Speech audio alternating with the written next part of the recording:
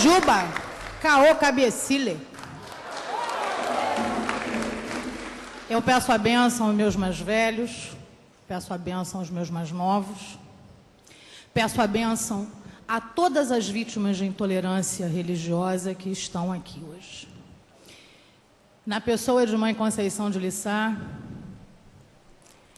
cujo terreiro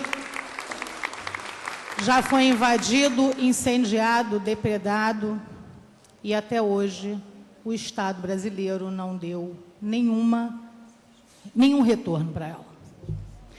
Segundo os dados do IPEA, 75% das ações judiciais que chegam aos tribunais sobre o racismo, elas, além de não serem concluídas, fazem com que os réus virem vítimas. Ou seja, quem acusa a pessoa de cometer racismo acaba virando réu na própria ação. Isso é uma pesquisa do IPEA, está na internet. No estado do Rio de Janeiro, nós temos pelo menos algumas centenas de casos de intolerância religiosa e eles não acontecem de hoje. Vários deles com conhecimento das delegacias e do Ministério Público e que efetivamente não tiveram nenhuma solução.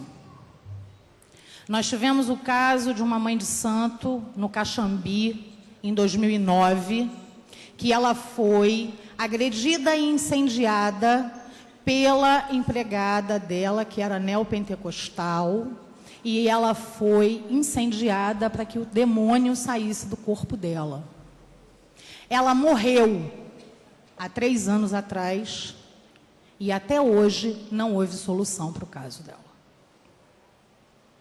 Eu poderia ficar aqui mais uns 2 dias falando sobre os casos de intolerância religiosa e de todos nós que estamos aqui somos vítimas. Mas eu gostaria de fazer uma reflexão com vocês, com todos os meus irmãos. Nós, sempre que nos constituímos e que falamos de nós falamos de nós sempre pensando nos bons exemplos dos nossos ancestrais. Nós somos um povo sofrido. Todas as vezes que nós falamos do nosso povo, a gente sempre fala do embate que os nossos tiveram com a Casa Grande. Nós sabemos de onde nós sabemos de onde a gente vem. Só que tem um dado que a gente quase nunca considera. Porque entre a Casa Grande, a manutenção do poder e o nosso povo, sempre existiu a figura do capitão do mato, do capataz, daquele que sempre sustentou o poder da Casa Grande. E isso sempre foi uma estratégia de poder.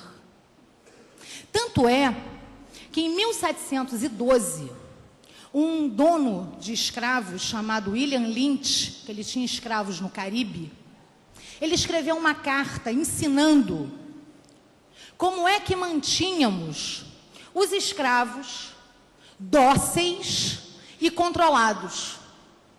E ele ensinou para os donos de escravos da América do Norte e que depois chegou até o Brasil, como é que se fazia isso. E ele diz o seguinte: observei que existem muitas diferenças entre eles. Observei que, quando nós reforçamos essas diferenças, nós colocamos uns contra os outros. E aí é possível perceber que a inveja é muito maior e muito mais fácil de ser manipulada do que o respeito, do que o companheirismo. Observei que se colocássemos velhos contra jovens, mulheres contra homens, e que tivéssemos nas senzalas a figura daquele que faz e que promove a diferença, nós teremos o controle. Nós passamos muito tempo apostando nas nossas diferenças, porque também não entendemos que os capitães do mato, que são aqueles que muitas vezes querem nos comprar para nos vender logo em seguida, são o que mantém e sustentam o poder da Casa Grande. Falemos por nós. Sejamos empoderados por nós. Muitos aqui, todos nós aqui sabemos que se não tem mais 50 vezes dos nossos aqui, é porque muitas vezes nos falta, e nos faltou sempre muita coisa. Porque a Casa Grande sempre soube que no momento em que nós pegássemos as rédeas das nossas vidas e que nós, ao invés de apostarmos nas nossas diferenças, nos dessemos as mãos e encarasse e enfrentasse efetivamente os nossos inimigos, porque a gente precisa dizer quem são os nossos inimigos. E os nossos inimigos são muitos, mas efetivamente eles têm um projeto de poder que nos exclui ainda mais e que nos divide ainda mais. Porque os capatazes dão para nós as migalhas que caem da mesa dos senhores deles. E nós não precisamos de migalhas. Porque a gente sobreviveu, a gente sobrevive há 500 anos. Então, a gente precisa efetivamente superar as diferenças. Entender quem são os capitães do mato e nos unirmos para enfrentarmos esse poder que hoje, simplesmente, com um decreto, pode entrar nas nossas casas e retirar os nossos atabaques.